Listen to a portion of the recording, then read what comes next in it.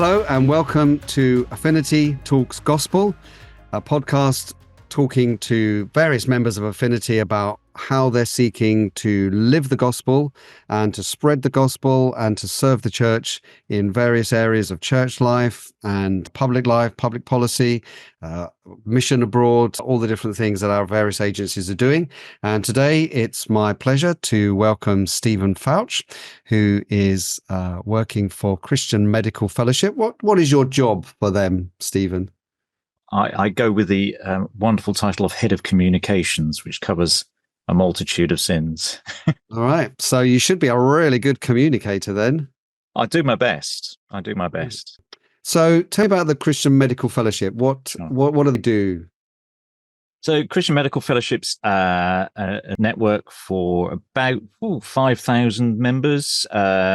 We're a mixture of doctors, nurses, midwives, and students of all three, and a few others who are sort of interested in what we're doing, or from other health professions that don't have a home to go to, as it were.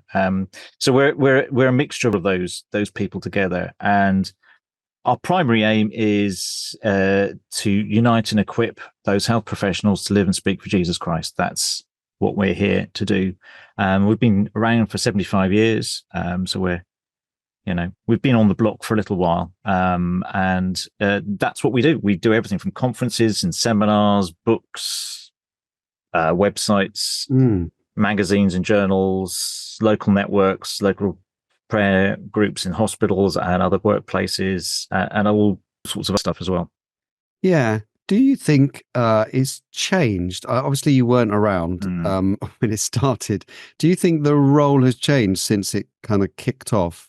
Yeah, it has. I suppose when CMF started back in 1949, the best it would be it might be a bit unfair to typify this, but you could describe it as the British Medical Association of Prayer. It was very much part of the mainstream of British life, really. I think faith was not something that was relegated to the margins, even in the 1940s and 50s.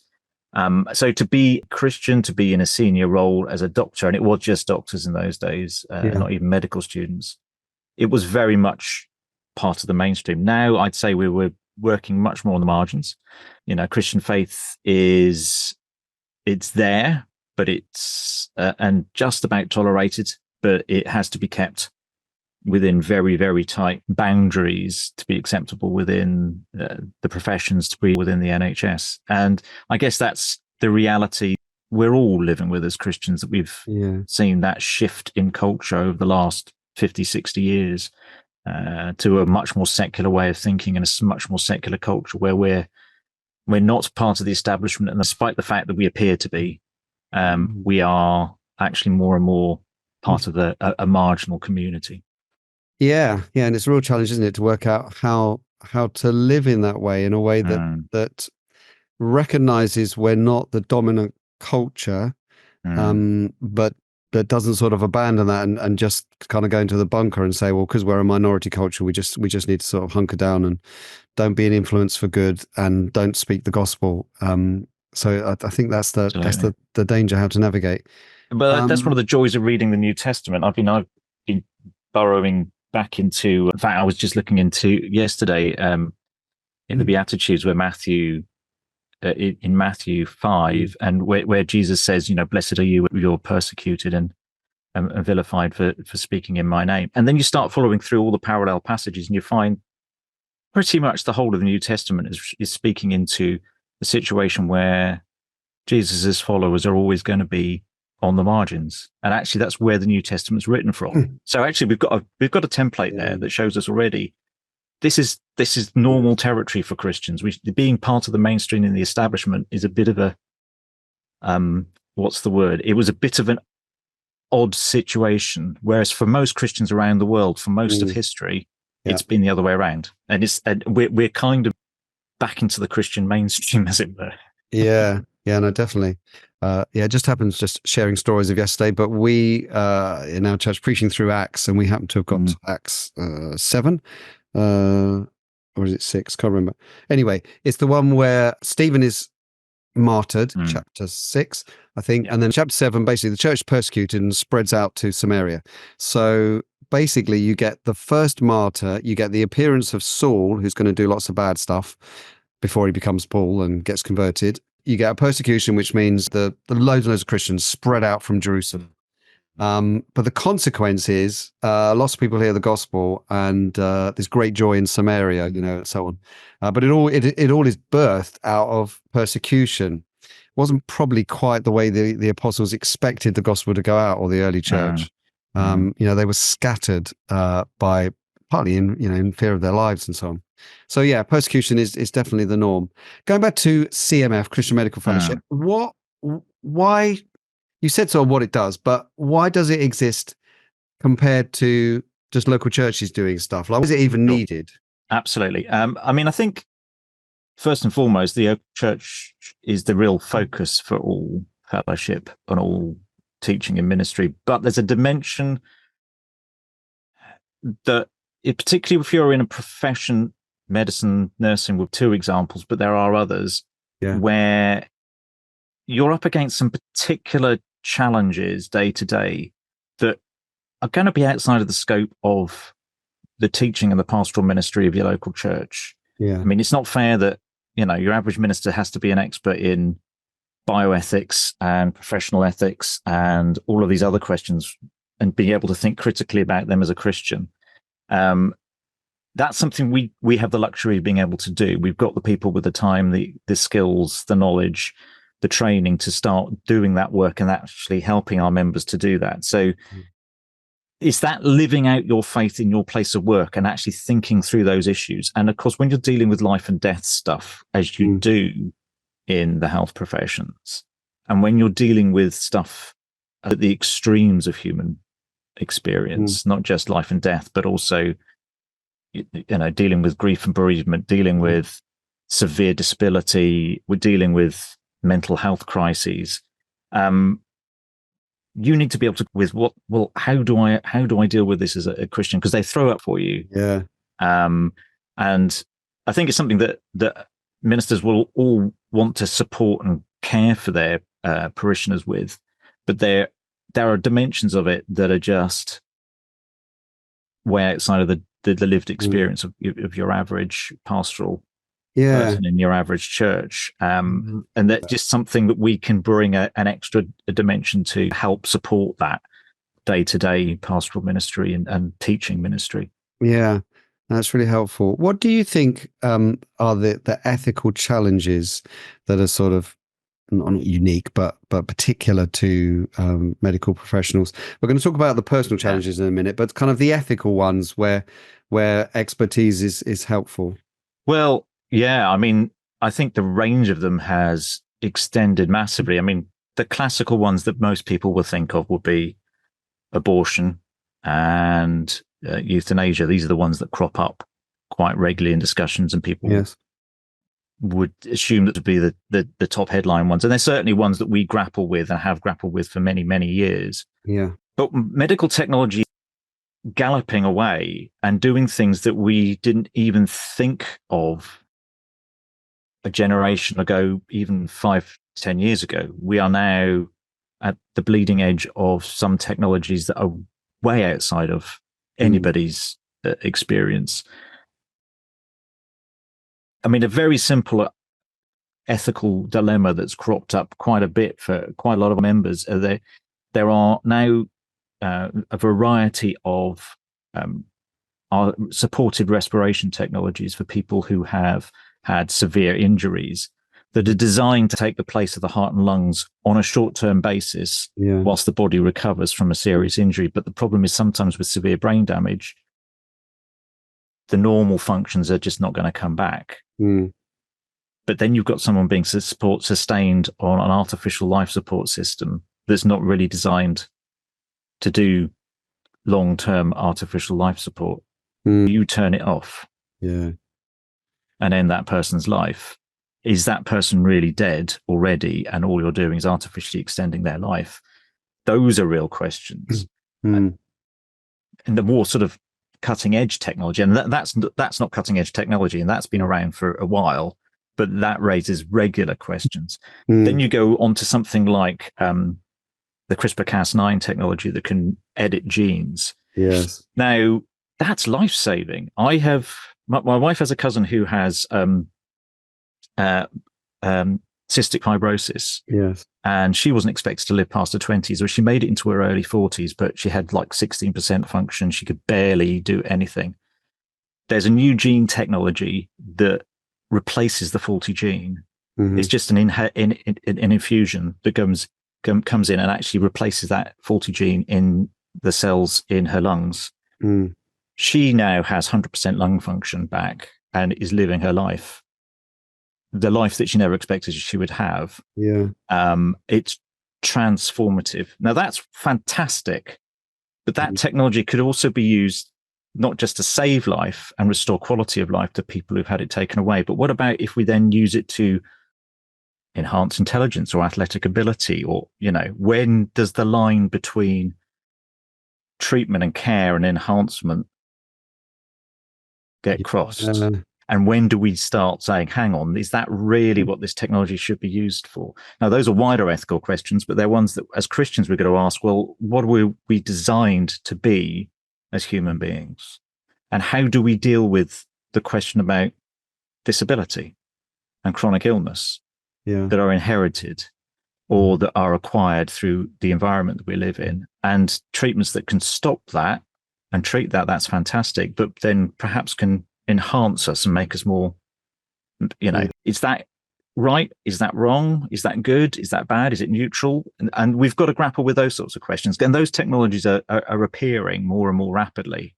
Yeah. No, I'm feeling I'm getting tense actually, even thinking about all the complexity of it all, thinking I want to know the answer to all of those questions. And so, yeah. I mean, at a trivial level, but not trivial for the people involved. But someone asked a question last night at a seminar that was going on at our church to do with the morning after pill. And I don't think anyone in the room had the expertise to figure out, is this a contraceptive or is this an abortion drug? and that's that's a good example of where you need someone in the room who's got that kind of expertise, who can at least give you the information, and then you can make the moral judgment about it. Exactly. I mean, that's an classic example of something that sits in ethically grey territory because it stops implantation of a fertilized egg. So therefore, you've got to get your theology right from the start. Is the moment that life begins the moment of fertilization? Is it the moment of when that blastocyst, that ball of cells, implants on the wall of the womb and starts to grow? Because and that may sound like a straightforward question, and people will easily go, "Oh, well, it's obviously, the answer is obvious." Well, it's not. What do you do with the fact that the vast majority of those fertilized blastocysts never implant at all? No. Are they, naturally, the wastage is actually very, very high. Yeah. So how does that mean that only some of them actually where life begins and others don't? So all those questions you've got to wrestle with. It's not a straightforward answer, and there will be different opinions about that and about how you handle that. Yes, I can see that. I suppose my instinct is to think you've got to start somewhere. So I suppose the fertilized egg is where you start with the beginning of life, and a pill is an intervention which, sure, loads of them may die anyway, but this is one that you've intervened to stop it getting there. In that kind of theoretical case, that there's one on its journey, and the pill kind of zaps it and sends it off. And I think the question you really have to ask in the end is our intervention stopping that would, in the normal order of things, happen, and therefore are we also then contravening God's purposes in the process? And your process with grappling with all these issues, presumably you have conferences and produce papers and blogs and videos and stuff on it. Yeah.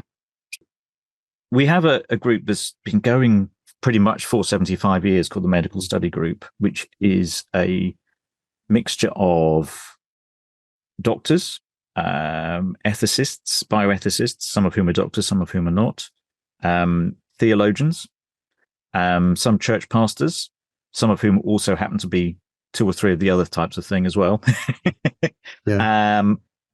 at least one Christian lawyer with a medico-legal background. Yeah. So and others, and we meet 3 times a year and grapple with these issues. What are the big that are out there? What's the things on the horizon that we need to deal with? We have people who come to us and say, well, I've been working in this area. I want to write a paper on this particular issue. And then we actually go through a pretty rough and ready, rough and ready is not the right, robust peer review process of, right, are the bioethics of this sound? Is the theology of this, is the medico-legal aspects of it sound? And then we produce a paper, or we sometimes do podcasts or some other resource, and sometimes books as well, out of discussing all of those issues. So we've got a number in progress at the moment, from a revamped one on looking at the origins of bioethics, to another one, organ transplantation, to we've done one recently on assisted conception technology, so in vitro fertilization, and the whole industry around assisted conception. We've got stuff we've done, perhaps still quite topically, one on COVID vaccines, well, vaccines in general, and how Christians have responded to vaccines, COVID vaccines being the most recent example of that, but sort of looking back over 150, 200 years worth of debate about how we should respond to these sorts of things. So we have all of that, and so we have a review process, a writing process, and a production of other resources as we go along. And are those available for ordinary people, or do they tend to be all on our website? Yeah. Right. Brilliant. Okay. I was going to ask you at the end, but I'll ask you now. What is your website? cmf.org.uk. Brilliant. Got the same ending as ours. Must be a good thing. So yeah, brilliant. What are the pressures at a more of a sort of emotional, practical level that are facing health professionals? Yeah. So, and I think this is something that's been growing for a while, but I think COVID and the aftermath of COVID have really sharpened it. I think the challenge is that the demand is outstripping supply. I suppose that's in a very basic economics language. In other words, there's more need than we have the resources to meet.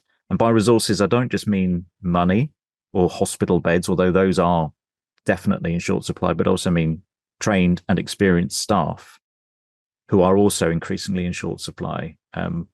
We're running at between 10 and 15% vacancies on key posts across the NHS, and have been for many, many years. It's not a new phenomenon. It's got somewhat worse in the last 4 years or so, but we are seeing, and it's not just because of a natural turnover. We've got a lot of staff leaving and going into early retirement, or leaving the professions altogether because of stress and burnout. So, and of course that then exacerbates the problem for the people who are left behind, who are then also likely to leave. But we're also losing a lot of very experienced people. That's particularly true in nursing and midwifery, but it is true in medicine too.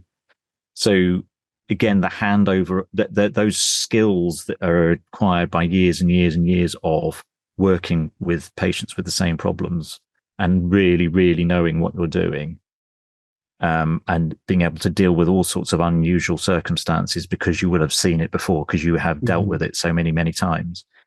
Those people with those skill sets are leaving more rapidly than you would normally expect. And that means that you're not just losing people, you're losing knowledge, you're losing skills you can't replace overnight. Yeah. So that puts a pressure on. Are there other sort of factors that are feeding into that as well? Yeah. More complicated technologies, or more distressed people, maybe poor attitudes. I don't know. It's a complex picture. I mean, so one side of it is, I think we all kind of expect more from our health service now than we might have done back in the 1940s and 50s. Yes. We're living longer. Yeah. Which is one of the benefits of the health service, although it's not all just down to the health service. But we're longer with more complex and chronic health problems. So you may be living into your late 70s to mid 80s more readily than people a generation ago would have done. But you will probably spend those last 10, 20 years of your life with more chronic and accelerating health problems that requires drugs, surgery, special adaptations around your house, social support, social care, all of those sorts of things. That demand is going up and up and up. But also our expectation that somehow or other there's a pill to solve every problem has got stronger and stronger because we have cures for more and more conditions. Yeah. The question is a medicalized response to all of our problems, including mental health issues, but also physical health issues, the best way to deal with it? We medicalize everything from, male pattern baldness is now seen as a medical condition. So somebody with as shiny a pate as me could go and get medical treatments that will restore hair or replace hair and everything else.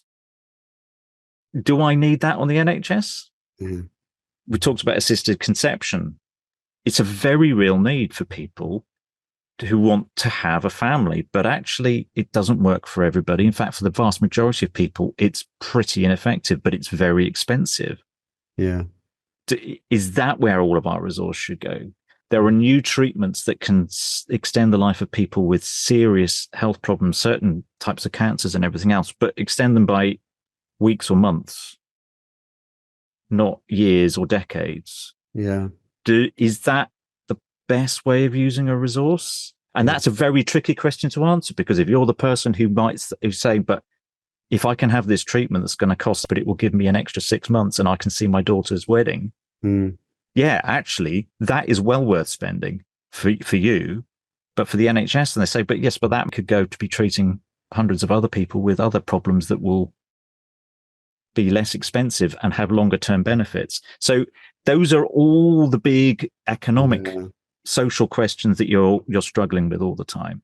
Yeah. But then sorry. I can see that. Yeah, definitely. Yeah. So that's one aspect of it. I think the other aspect is, how should I put this? NHS workplace culture. It's not, you would think that where everybody who's working is working for the welfare and the well-being of others, that the culture that you work in, the way you're looked after by your colleagues, your superiors, the way you're trained and treated, the people management, human resources would be very much more caring and supportive. Yeah. The reality is it's not. It's quite brutal. The workplaces and teams tend to function more in a blame-focused and sometimes quite bullying way of managing, and it comes from the top down. You kick the people below you, and they kick the people below them, and they kick it just tends to work its way down that way. And it's kind of the culture that everybody comes into, and the consequence is that you get very demoralized staff, you get very stressed and broken people doing care, and trying to go the extra mile and trying to be caring towards their patients, but not getting the care and support from their superiors. Now, I say that as a generalization. There are exceptions. There are units that function very well. I've got friends and family who work within certain parts of the NHS where the pastoral care and support has been fantastic. But the workplace pressures are huge, and you need good care and support to do that. But in other places where they're just as huge, it's not there. Yeah. And those people are burning out and just quitting left, right, and centre. So that is another aspect of it. And we started a pastoral care ministry a while back because we felt perhaps there was a need, particularly because some of the issues that people come up against are really quite complex and difficult, and there might be times when someone else who's a health professional would be the best person to talk with you and pray with you about a question. And to begin with, when we first started setting this up in 2018, 2019, we were getting loads of people volunteering. People wanted to be pastoral carers. That was fantastic. And we've got a really team now, and a strong team, and good patterns and protocols and everything else to work with. What we didn't quite expect first of all was COVID, the pressures that put everyone under, but actually how it's grown over time. The pastoral ministry is huge now, and we run pastoral care drop-ins and booking sessions at all of our conferences, and they are booked solid. And our teams are constant. Our pastoral care team is in constant demand, because people are facing these sorts of issues in the workplace. As I said, the local church can deal with a lot of this, but there's a lot of it that people just need someone who understands their context better, to pray through with them as well. And the demand has just gone through the roof. Yeah. No, I can understand that. I can understand all those pressures. I can understand probably it's not just as the public, we have expectations that medical people should solve all our problems. I think we're just a bit more of a litigant kind of culture. So I think if you're giving out care, you've always got in the back of your mind, maybe I'll be on some Radio 5 phone in a few days' time because I've made a mistake and people are complaining. I'm the top news item and everybody's talking about me. Stories do just explode. Absolutely. And that is true. Some of it is, because there was and I've still probably got it of an age where I've got it sometimes and I have to kind of overcome it, where there's a silly kind of deference to doctors, which silly in the sense that it kind of, it puts too much weight on their shoulders to solve all your problems or to understand everything. And I think in a good way, we've moved to a more collaborative approach with a doctor where we'll say, well, let me try and help you. We're trying to explain my symptoms and I've got these thoughts about it. And, let's listen to, but I think that can then roll over to you should serve me. You didn't give me the right advice. And I remember my father, this is an old story. My father's passed away now quite a while ago, but a doctor didn't notice something in his eye to do with his diabetes. He lost his sight. And the doctor had kind of made a brief note of it, but didn't kind of go forward with it. I just think today probably make much more of a fuss, and maybe that's right, but maybe we're a bit too eager to sort of try and blame somebody and not accept people that make mistakes. They can be really negligent and it needs dealt with, but sometimes they're just genuine mistakes where they don't quite value something correctly. And doctors are all the time trying to work out, that lump, is that serious? Is it not? I send them for a scan, shall I not? And they're all value judgments. And we don't want to be blaming everybody every time they make a value judgment, which turns out to be not right. Well, absolutely. And, doctors are human and they make mistakes. I think also one of the big issues is when you are short-staffed and you're having to sort of deal with twice the turnover of patients. If you're a GP and you've literally got 5 minutes per patient, and all of these other things, these things do get missed. These things will get dropped. And yes, the fear of litigation does affect a lot of people, I have to admit. And we're not as bad as the States, but we're moving in that direction. And it's very consumerist culture. And healthcare has become very consumerist. I mean, we know that's true. That's a thing that churches struggle with. People shop around for churches now instead of seeing it as that they're part of. It's the same. This is one of the big that we've in the West now. And we've got trial by media as well, by all the media, which is a form of litigation. It's a crueler, even less. It's more like the Wild West, really. There's no sort of legal process of litigation. It's just a kind of demoralizing, slanderous kind of process at times. It's kind of a mob rule type of thing. Mob rule, just as a last question, which is a big question, but maybe we can do it briefly. In as much I can understand how we could pray CMF, but how could anyone listening to this pray and support medical professionals in their churches? Well, I think the first thing to do is just ask the health professionals themselves, what can we do?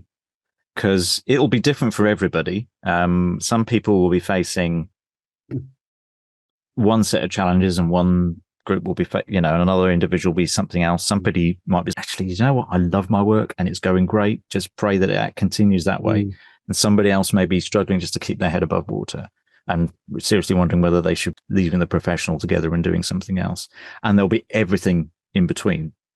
So I think that's one thing, is just stop and ask and listen. And that's something you don't have to be a pastor. You don't have to be a church leader to do. Anybody can do if they're in your home group.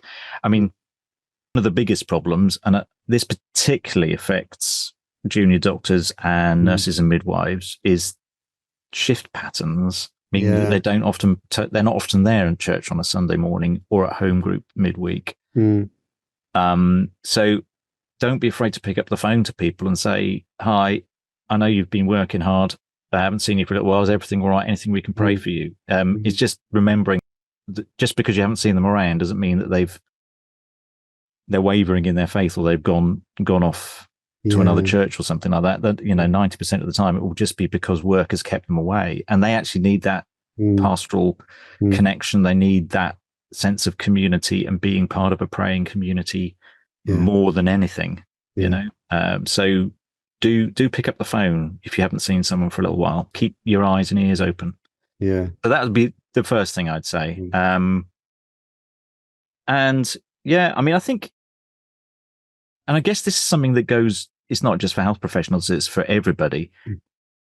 It's just remembering that people's primary area of ministry outside of, Sunday mornings, for most people, is their place of work, or their place of study. And that, let's see how we commission and encourage people to do that.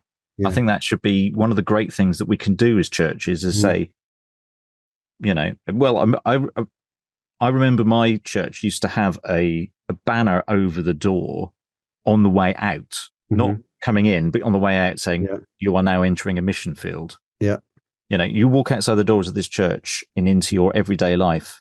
That's your mission field. That's the mission field that God has given you. Now, you may not be a great evangelist. That's fine. But you are a witness wherever you are. You are the presence and the aroma of Christ wherever you are. So let's see how we can encourage people. And I mean that about teachers and dustbin dustmen and whatever you are. You are the aroma of Christ wherever you go. So how do we as churches just say, guys, we're with you. We're commissioning you to go out and do that only you can do day to day, because that's where Christ meets the world in you, and you are being his body and his hands, his feet, his mouth to that world where he has put you. That is your mission field. How do we support you to do that? And I think that's not just for health professionals, as I said, that's for everybody. But I think that's something that as a church we can really, really do. That's where the kingdom of God starts breaking in. That's where we see people being saved. That's where we see workplaces being transformed because Christians are being salt and light. That's what we want to see. We want to see God breaking in those sorts of ways. Yeah, man, brilliant. There's a great series from London Institute of Contemporary Christianity called Fruitfulness on the Frontline, which absolutely emphasizes that. There are previous courses he's done as well along similar lines, but they've been really helpful to this, I think, in saying what we would say and say we believe, but sometimes as leaders, particularly, we need reminding of that, because we're into church as an organization, and for good reasons, but we know in principle people are going to work, and we know in principle that they're there to be witnesses there, but sometimes we just forget in practice and speak as though that is all that matters. And it's not just the gathering and the church related outreach activities, it's all those individual, as you say, salt and light. So yeah, brilliant. Absolutely. We'll have to bring things to a close, but thank you so much for being a guest for us today. And it's Christian Medical Fellowship, CMF, cmf.org.uk for more information, and do pray for these guys, the great work that they're doing. Thank you. Thank you, Graham.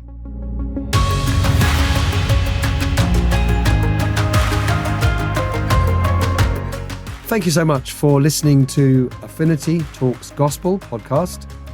Affinity is a network of evangelical churches and Christian organizations working together, sharing stories in order to encourage and equip God's people to preach and live the gospel in this generation.